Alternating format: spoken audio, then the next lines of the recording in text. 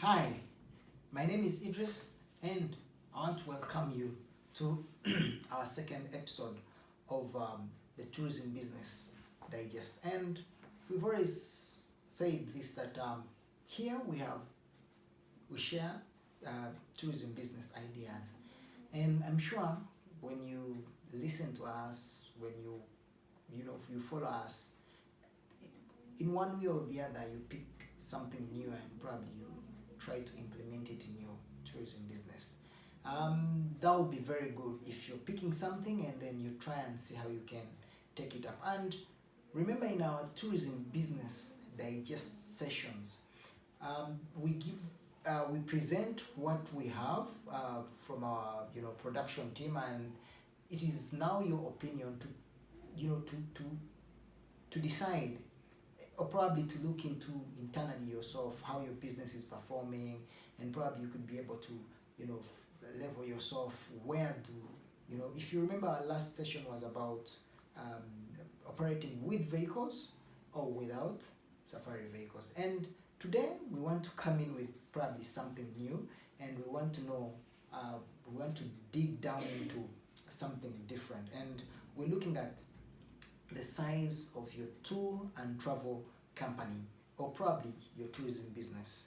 You're out there and you may think that you have a very small company, and yet your business is so big, and you may feel probably you're running a very big company, and guess what, you might be having a very small company.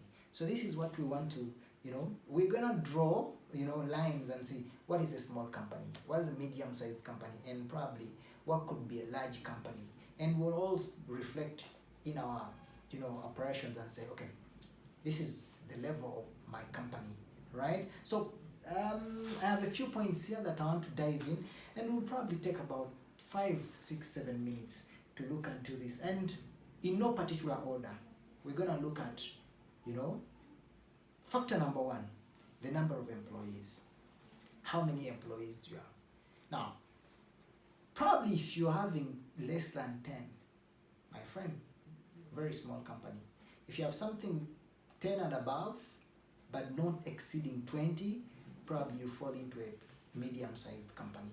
And if you have 20 and above and 100, very rare to find a tour company that has got 100 employees. But for other tourism businesses like hospitality, the hotel, resorts, and etc., 100 staff is very possible. But for our case study today as tour and travel company, 20 slightly, that's a very large company. Let's look at the market size and share. Of course, we've got companies that actually serve the domestic market. You're serving one country, or probably within, could be a district or something of that sort. You're a small company. And if you're actually serving a bigger market share, for example, you're doing East Africa, or you're selling East Africa, not selling East Africa, but you're serving East Africa as a whole, probably you small, medium-sized company. And when we look at the large companies, in this case, the market share, probably those that are serving, international, the international guests. In this case, we've seen, in our case, majority tour companies are actually looking at that, but that may not be a yardstick. Just because you're selling to Americans, Koreans, Japanese, whoever comes on board world over, for the market bit, yes, you may have a bigger market that you're serving, but look, that does not justify that you are super that big, unless you have got sales representatives within those countries that are actually serving. Maybe that makes you a bigger brand. What could be your opinion upon that? So you can put your comment, your opinion in our comment section below, and then we will probably learn from you as well. Then our next point would be sales revenue. Now, sales revenue is different from profitability, and that's our next point. But let's handle the sales revenue. If you're actually selling below 500,000 US dollars as a tour company per year, you're a small tour company. If you're doing 500 to $1 million, probably you're a medium And if you're doing $2 million to onwards, would put you in probably in a large sized companies in this case.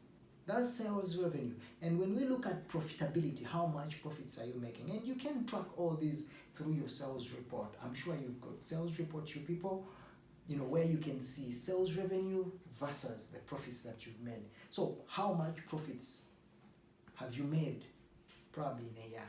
And it's automatic. Small companies usually make low profits, and medium-sized companies probably make average profits, and bigger companies will probably make more profits, right? So ask yourself a question and look through your books of accounts. How much profits did you make 2022, and how much profits are you likely to make? We're about 8 months away from 2023, but the 4 months may not change a lot. So look at your profit margins. How much profit so far? Does it make you fall into the large company where you think you're probably a large company, or probably your profitability makes you a small company? And our last point here, we're highlighting 5 of them, but there are so many as well, and we'll try to see. Well, let's look at your action plan.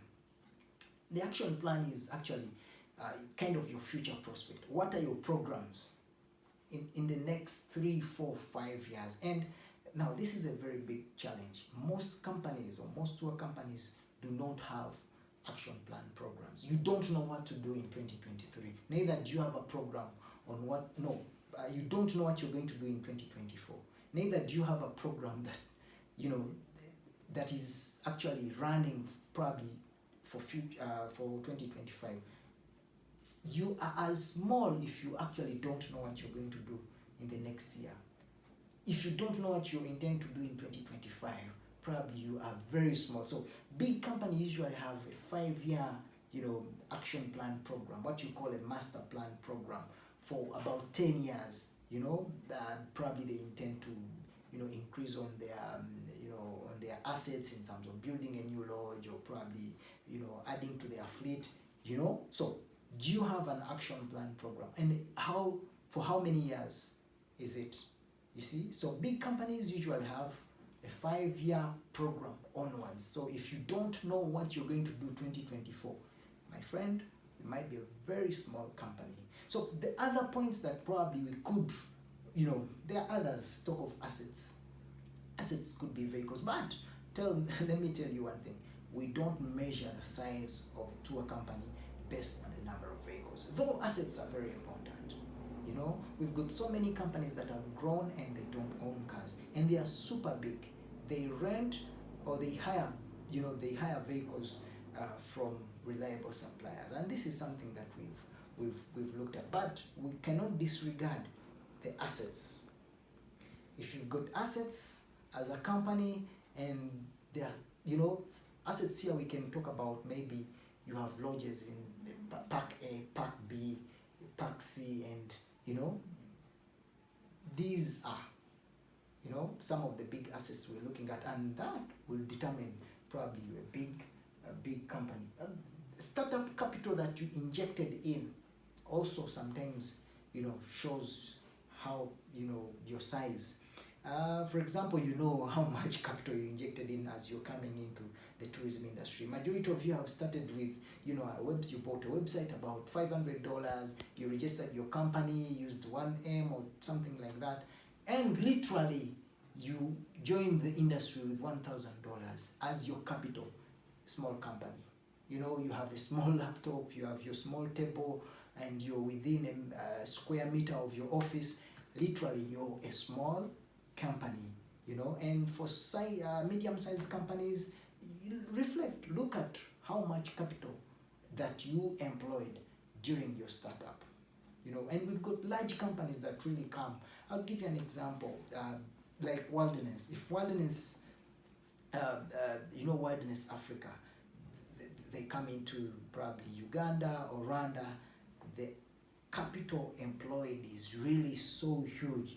The vehicles they bring in, the lodges they built up, you know, all that stuff. So look at how much capital you have invested at the beginning of your tourism business, or probably your tour company. So the big question is, what is the size of your tour company? Using the criteria that we've put forward to you, right? So you can answer that yourself, or you can let us know in our comment section below. So I want to thank you so much for getting into our tourism business digest session 2. I hope you've learned something, right?